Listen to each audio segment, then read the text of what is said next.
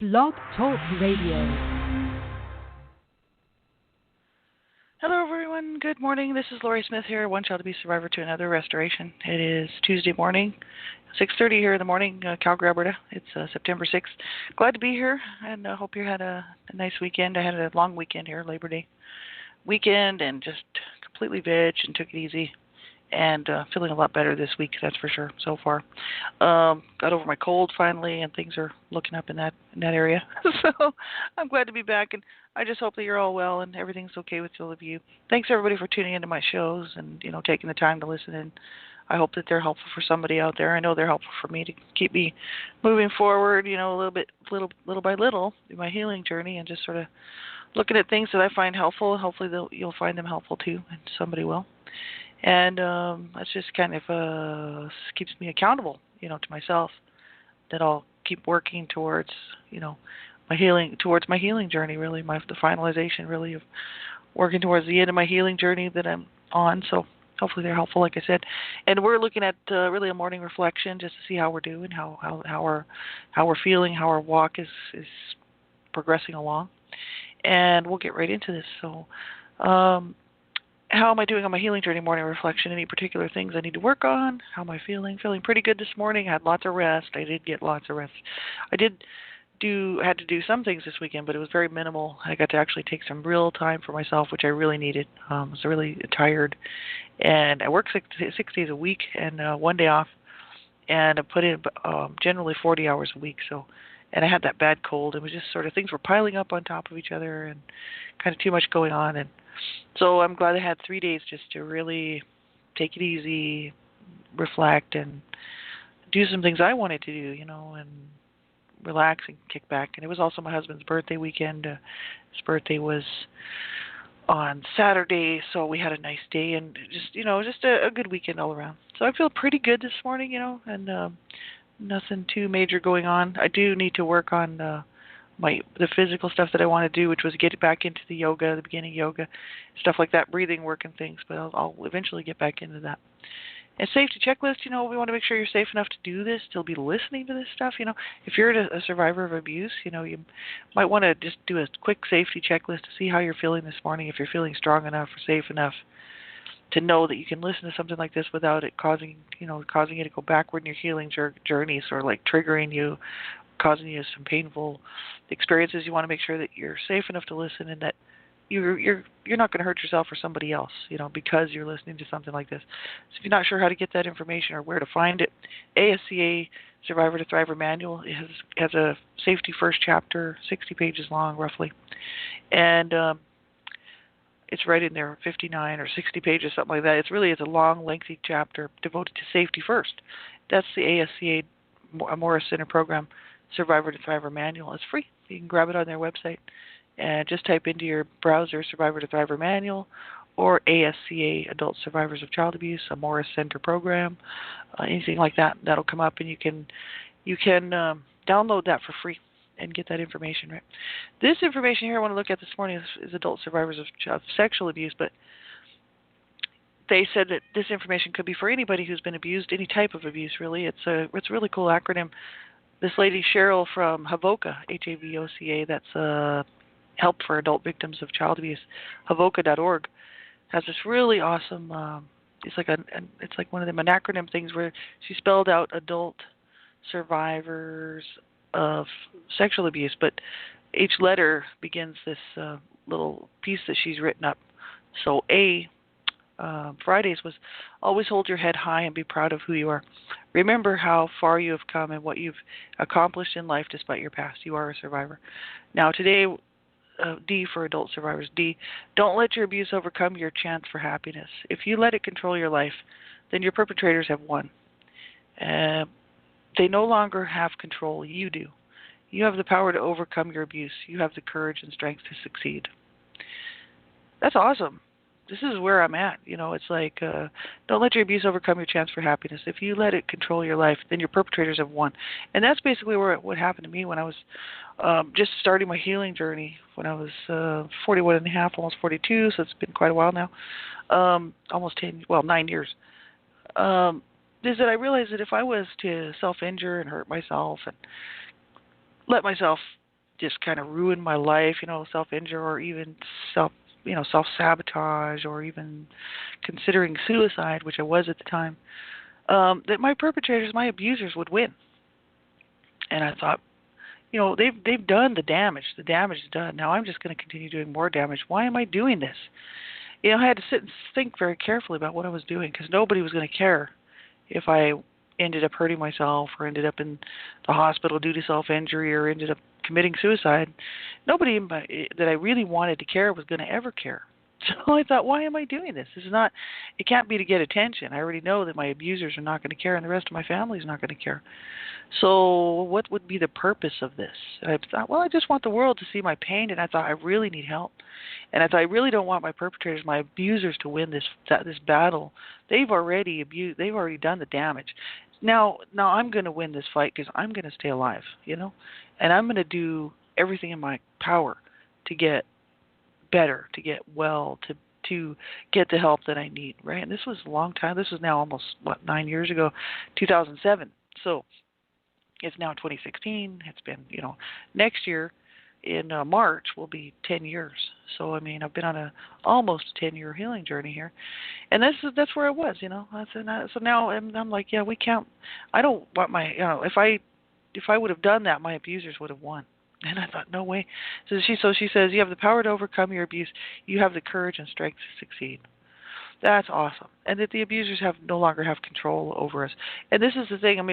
Some people that's not the case, right? So there's many people who have been abused whose abusers are still living and still have some, or may still be threatening their lives, if they ever were to reveal the truth about what happened, and or just threatening their lives that, if they ever tell anybody, anybody, even a therapist, that, their lives might be in danger. This is not always the case that our abusers no longer have control over us.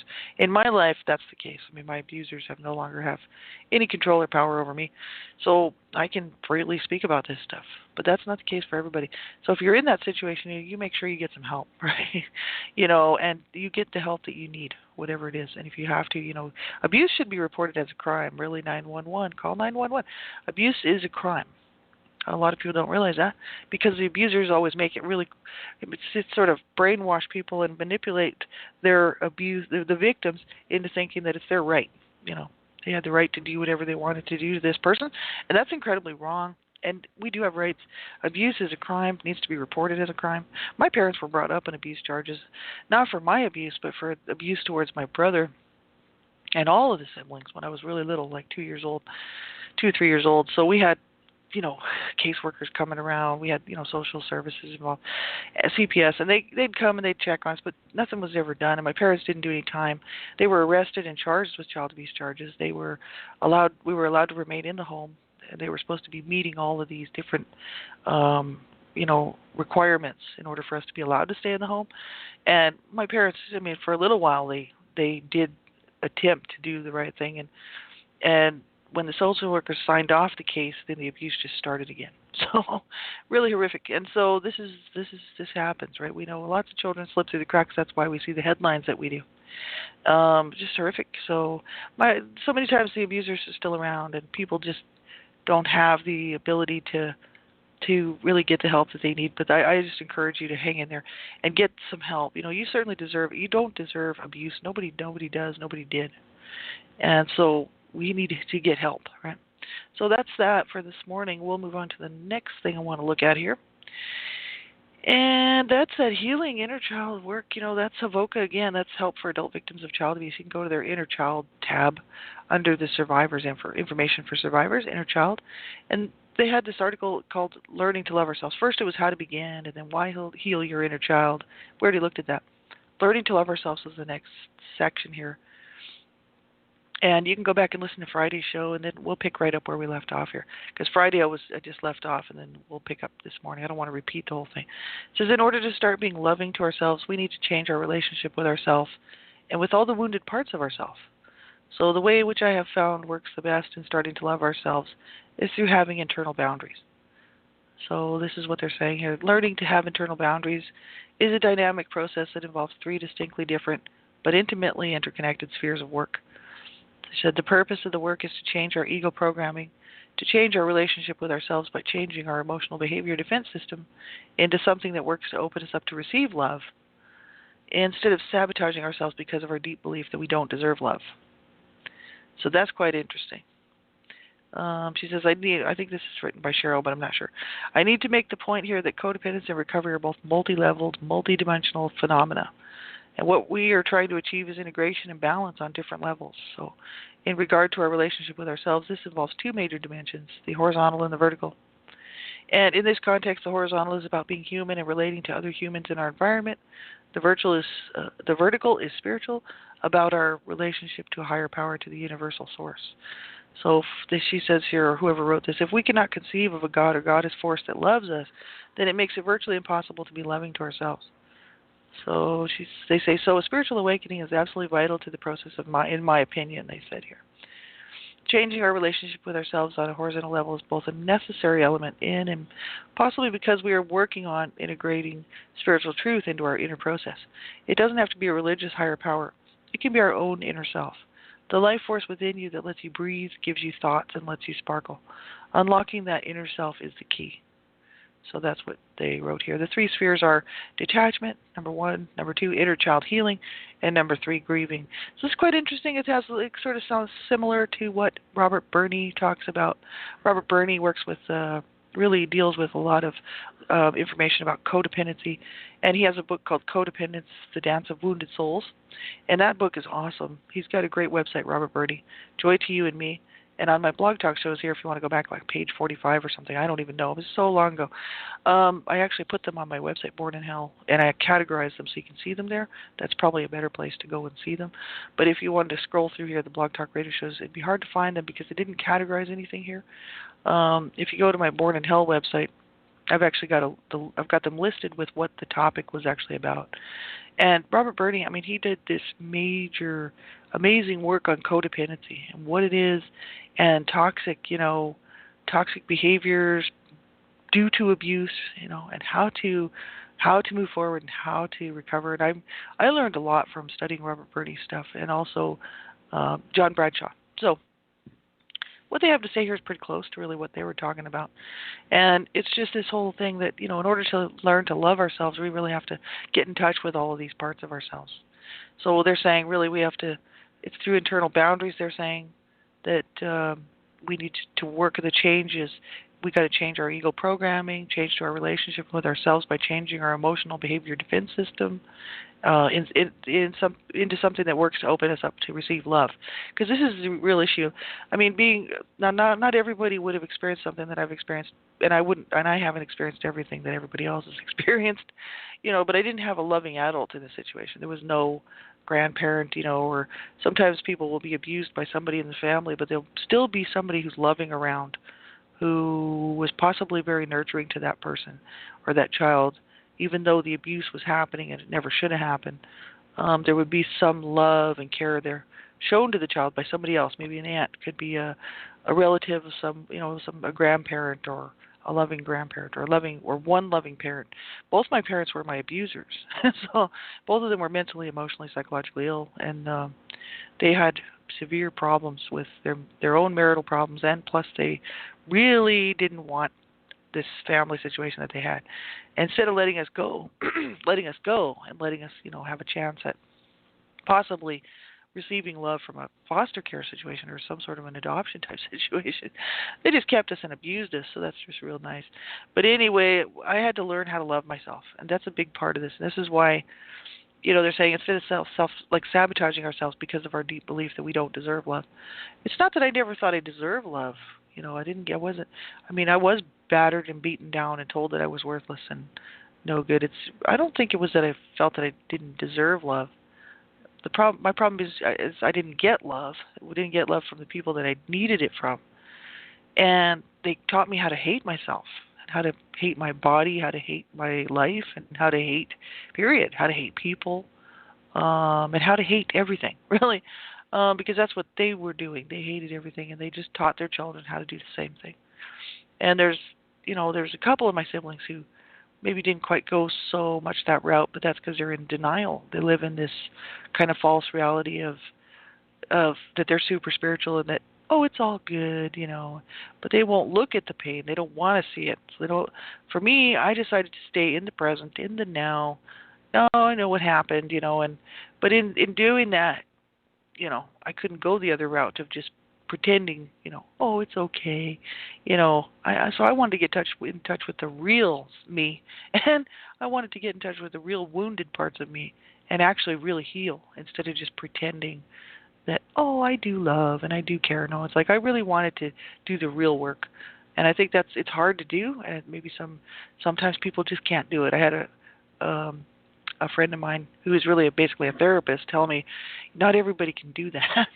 And it's hard. It's hard to look at these things and actually get in touch with them. And so inner child work, like I always say for people, if you're going to start an inner child program, you got to make sure you're safe enough to do this, and you got to make sure that you have somebody. Really, if you're not safe enough to do it, then don't attempt it on your own. And because it's really deep. It's very, very hard to look at these things, right? And I had a little bit of help, especially with the child sexual abuse. The other stuff I was able to kind of work through, but the CSA child sexual abuse, I actually had some help with that, and with this inner child work, which was very helpful to know that I wasn't on my own. And so I was glad to have that help, and I was very thankful for it. So I would say just be really careful what you're doing. Be careful. Make sure that it's something that you can do on your own before you attempt to do any inner child healing work, because it is very, very intensive. It gets to the root. Actually, that's kind of what helped me to get where I am today. By doing that inner child healing work, that's why I'm able to function and cope as well as I am today. I don't have the same flashback problems. I don't have the same rage going on. I don't have the same anger. I have love in my heart towards myself, towards life. I've got, I care for myself, whereas I used to hate myself. It kind of changed me like 100%, really. I did like 100% turnaround in a period of a few years, but it took me time to go through it, and it took me a lot of work, a lot of effort to do the homework, to do the questions, to be honest with myself. Sometimes these things take months to work on. It just didn't happen overnight. So I would say just be careful when you're starting something like this to make sure that you're safe enough to do this work, right? So we'll move on. We'll pick up the rest of this article, or at least some of it. It's a pretty lengthy article. You can go to their website, havoca.org. It's www.havoca.org/survivors/inner-child /learning to love ourselves. But if you just go to havoca.org, you'll see they have this survivor tab at the top. Just click on it, and then it'll bring you to a web page that the left-hand side of the page is all their information, and they have inner child work there. And this is where that article is. And it's lengthy. It just goes on and on. There's a lot of information there. But it is really good, and it's good to look at. And so you can pick up the rest of that if you want to. Otherwise, we'll take some more look at it tomorrow. So, positive reinforcement. What am I doing right in my daily walk? Looking at positives and progress instead of negative thoughts. I'm doing good. Got over my cold. Things are looking okay. Found out me and my husband have to move because we're just renting this place. We've been here 9 years, almost 10 years now, in this one suite. And my original thoughts were panic. Oh, my God, my husband's terminally ill. I have to do this move on my own. So it's not like I have a lot of people in my life that are willing to help me out. I have nobody in my life willing to help me out, actually, locally. There's one lady that I do know, but we're not close. We're just kind of like acquaintances, really. I wouldn't even ask her to do something like that. She's got her own set of troubles and her own problems. And so, yeah, this kind of shocked me a little bit at first, and then I thought, no, I'm not going to panic. I'm going to take the weekend off. I'm not going to run around packing and looking for a place to live. And, I guess what am I doing right in my daily walk is that I'm actually, instead of panicking, whereas I used to handle things very differently. Instead of panicking and not being able to breathe and freaking out, I actually sat down and I thought, no, I'm not going to panic. I actually trust my higher power, which is my God, really. But I just call him, on this show, my higher power. Everything will work out. It's all good. So instead of panicking and running around like I would have normally used to do, I decided to actually relax, take it easy. And so I did. And then over the weekend, I found out that we may not have to move because the people are not really thinking it's a good market to sell their condo right now. And they're like, we may not have to move you after all. So see, it's like, these have been great lessons for me to learn, and I'm glad that I proved to myself, that I am making progress, because that was proof positive right there, that I didn't have to race around, start packing and freaking out and, you know, get going crazy just because I heard some news, you know what I mean? Whereas, my inner children from so long ago started to freak out, like, oh, change, what? Oh my God, you know what I mean? This means I'm gonna have to. Oh my God, what are we gonna do? Because my husband really we can't have any stairs where we go. We have a cat. It makes things difficult when you're trying to rent. Nobody wants anybody who's terminally ill around, and they don't want a cat. Right? So it's kind of like it's a little difficult. We can't afford to buy, so just renting. That's fine. So I'm like, I'm just going to relax here. I'm just going to relax and take it easy. And this will all work out. And sure enough, I found out that I am making progress in my healing journey, because I didn't let that upset me. And I didn't allow my 12-year-old or 10-year-old or 8-year-old inner children start making the decisions for me that I needed to panic. And I just relaxed, and I thought, no, I'm the adult in the situation. It'll all work out. And so this is good. And so a positive affirmation we could say for ourselves, today's is, I have a new awareness in my life. I have a new awareness in my life. That's nice. I think that's good. That's a really good one. I have a new awareness in my life. I'm aware. It's new awareness. Every day I could say that. And that's good, because it is good to be aware of our feelings, aware of how we're doing, aware of people around us, aware of our thought processes, aware of what we need to work on, aware of what we're doing really well, not be too hard on ourselves. It's so easy to get really down on ourselves, Well, I haven't done this and I need to do that. It's like, well, yeah, we could just do that all day. But what are we doing right?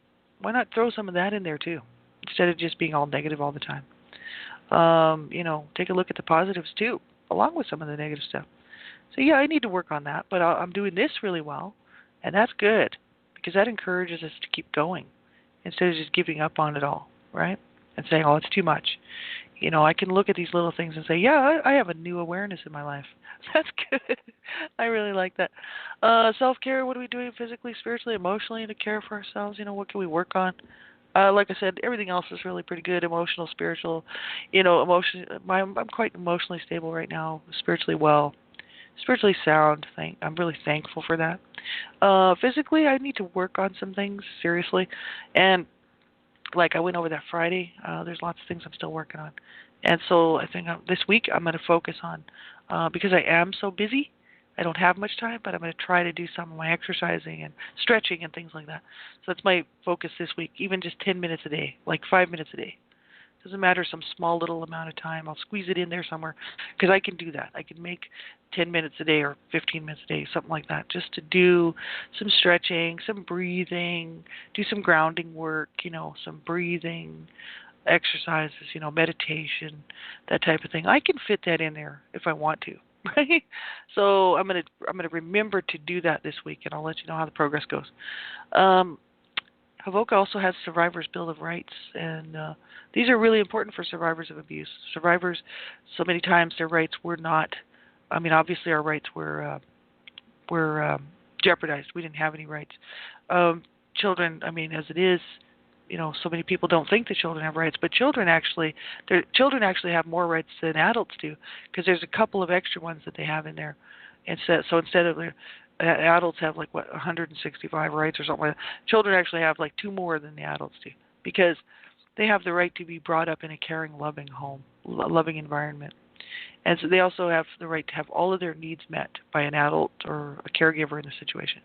So abused children are not necessarily getting their rights met. I mean, I didn't, so I can imagine.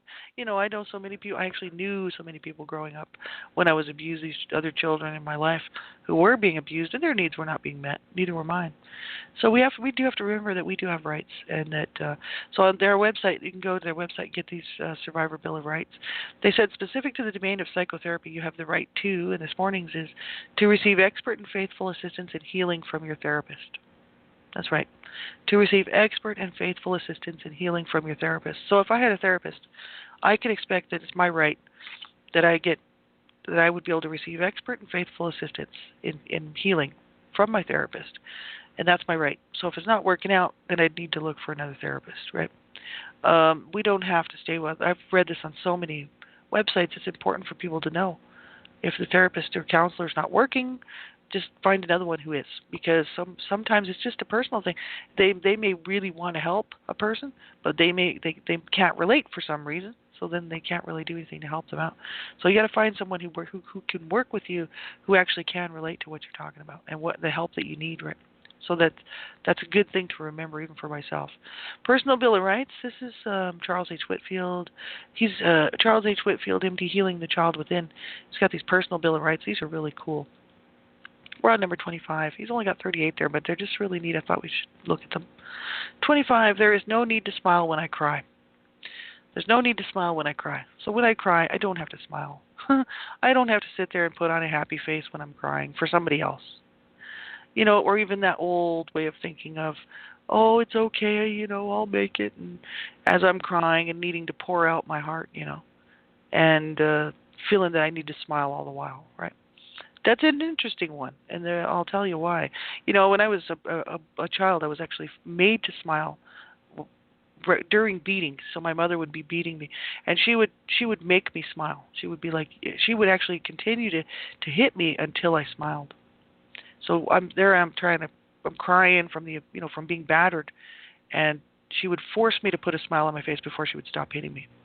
And then she would be, because we'd be going somewhere. She'd be like, we'd be going to somebody's house, or we'd be going to dinner someplace or whatever. And this would be just prior to going. And she'd be like, you're going to put a smile on your face. This also used to happen when I was going to school. So in the morning, going to school, she'd be like, you put a smile on that face. So I always had to have a smile on my face no matter what was going on. So even if I was being beaten or abused, I wasn't allowed to show any emotion whatsoever. I was not allowed to cry. I was not allowed to have any look on my face except for a smile, right? And that's pretty sick and twisted. But that's what my parents did to us, and mainly, especially to me. I was the last of 7 children. I was like I was a very convenient punching bag, and so my parents had already warped my other siblings, and so I was the last one, and we all did that. All of my siblings. There's 7 of us. And my mom and my mother was mainly responsible for that. And she's the one that did that to us and warped us all extremely bad.